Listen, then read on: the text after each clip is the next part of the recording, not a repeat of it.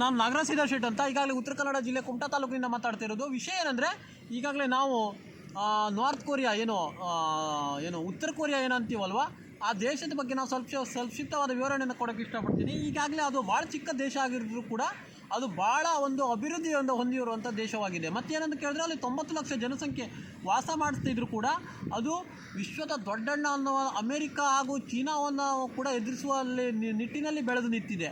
ಅಲ್ಲಿಯ ಒಂದು underground system ಆಗಿರ್ಬೋದು, ಅಲ್ಲಿಯ ಒಂದು ವ್ಯವಸಾಯಗಳಾಗಿರ್ಬೋದು, ಎಲ್ಲ ರೀತಿ ಭಾಳ ರೀತಿ ಡೆವಲಪ್ಮೆಂಟ್ ಆಗಿದೆ ಮತ್ತು ಅಭಿವೃದ್ಧಿ ಆಗಿದೆ. ಮತ್ತೇನಕ್ಕೆ ಕೇಳಿದ್ರೆ, 2006ರಲ್ಲಿ ನಾವು ಮನಮೋಹನ್ ಸಿಂಗ್ ಪ್ರಧಾನಿ ಇದ್ದಾಗ ನ್ಯೂಕ್ಲಿಯರ್ ಬಾಂಬ್ ಅವರು ಪ್ರಯೋಗವನ್ನು ಮಾಡಿದರು. ಆವಾಗ ಇಡೀ ವಿಶ್ವವೇ ಕೂಡ ಅವರಿಗೆ ಒಂದು ನಿರ್ಬಂಧವನ್ನು ರಫ್ತು ಆಮದು ಮಾಡ್ಕೊಳ್ಳೋದೆಲ್ಲ ನಿರ್ಬಂಧ ಮಾಡಿದರೂ ಕೂಡ ಅದನ್ನು ಸವಾಲಾಗಿ ನಿಂತ್ಕೊಂಡು ಅದು ಈ ಲೆವೆಲಲ್ಲಿ ಬೆಳೆದು ನಿಂತಿದೆ, ಈ ಮಟ್ಟದಲ್ಲಿ ಬೆಳೆದು ನಿಂತಿದೆ. ಮತ್ತೇನಂತ ಕೇಳಿದರೆ, ಈಗ ಜಪಾನ್ ಮತ್ತು ಸಿಂಗಾಪುರ್ ಎಲ್ಲ ಕೂಡ ಯಾವ ಮಟ್ಟದಲ್ಲಿ ಬೆಳೆದು ನಿಂತಿದೆ ಅಂದರೆ, ಕಳೆದ ಬಾರಿ ಒಂದು 50-100 ವರ್ಷದಿಂದಲೇ ಅದು ಒಂದು 50 ವರ್ಷದಿಂದಲೇ ಏನೂ ಇದ್ದಿರಲಿಲ್ಲ ಆ ದೇಶಗಳೆಲ್ಲ.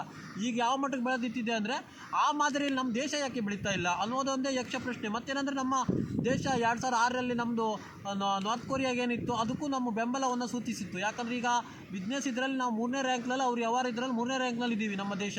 ಮತ್ತೇನಂದರೆ, ಈಗಾಗಲೇ ಆ ಮಟ್ಟದಲ್ಲಿ ಬೆಳೆದು ನಿಲ್ಲಿಸಿದ್ದಾರೆ. ನಮ್ಮ ದೇಶ ಯಾಕೆ ಆಗ್ತಾ ಇಲ್ಲ ಆ ಮಟ್ಟದಲ್ಲಿ ಬೆಳೆಯೋಕ್ಕೆ? ಯಾಕಂದರೆ ಇದು ಅಷ್ಟು ಸಣ್ಣ ದೇಶ ಆದರೂ, ಅಷ್ಟು ಕಡಿಮೆ ಜನಸಂಖ್ಯೆ ಇದ್ದರೂ ಕೂಡ ದೊಡ್ಡ ದೊಡ್ಡ ದೇಶವನ್ನು ಎದುರಿಸ್ತಾ ಇದೆ ಅದು. ಯಾಕಂದರೆ ಯಾರೂ ಅವ್ರ ಸುದ್ದಿಗೆ ಹೋಗ್ತಾ ಇಲ್ಲ.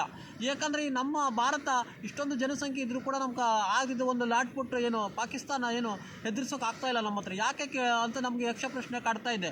ನಾವು ಆ ದೇಶದ ಥರ ನಾವು ನಮ್ಮ ಪ್ರಧಾನಿಯವರು ಕೂಡ ಅದ್ರ ಬಗ್ಗೆ ಚಿಂತನೆ ಮಾಡಬೇಕು. ನಮ್ಮ ಪ್ರಧಾನಿಯವರು ಕೂಡ ಆ ಮಟ್ಟದಲ್ಲಿ ಆ ದೇಶ ಹೆಂಗೆ ಡೆವಲಪ್ಮೆಂಟ್ ಆಗಿದೆ ಅದ್ರ ಬಗ್ಗೆ ಅಧ್ಯಯನ ಮಾಡಿ ನಮ್ಮ ದೇಶವನ್ನು ಕೂಡ ಡೆವಲಪ್ಮೆಂಟ್ ಮಾಡಬೇಕು. ಯಾಕಂದರೆ ಅಲ್ಲಿ ಕಿಮ್ ಜಾಂಗ್ ಉನ್ ಏನಿದ್ದಾರೆ, ಅವರು ಒಂದು ಒಂದು ಕಟ್ಟುನಿಟ್ಟಾದ ಒಂದು ರಾಜಕಾರಣ, ಮತ್ತು ಅವ್ರ ಪಕ್ಷದವರೇ ಒಂದು 3 ಜನ ಭ್ರಷ್ಟಾಚಾರ ಮಾಡಿದ್ರು ಕೂಡ ಅವರಿಗೆ ಜೈಲಿಗಟ್ಟಿದ್ದಾರೆ. ಅವರಿಗೆ ಜೈಲಿಗೆ ಹಾಕಿದ್ದಾರೆ. ಮತ್ತೇನೆಂದರೆ, ಅದೇ ಥರದ ಒಂದು ನಿಯಮವನ್ನು ಈ ದೇಶದಲ್ಲೂ ಒಂದು ಕೂಡ ತರಬೇಕು. ಮತ್ತು ನಮಗೂ ಕೂಡ ವಿಶ್ವದ ದೊಡ್ಡ ದೊಡ್ಡ ದೇಶಗಳು ಕೂಡ ನಮ್ಮ ದೇಶಕ್ಕೆ ಹೆದರುವಂತೆ ಆಗಬೇಕು. ಯಾಕಂದರೆ ಆ ದೇಶವನ್ನೇ ನಾವು ಮಾದರಿಯನ್ನು ತಗೊಳ್ಬೇಕಂತ ನಾನು ಕೇಳ್ಕೊಳ್ತಾ ಇದ್ದೀನಿ.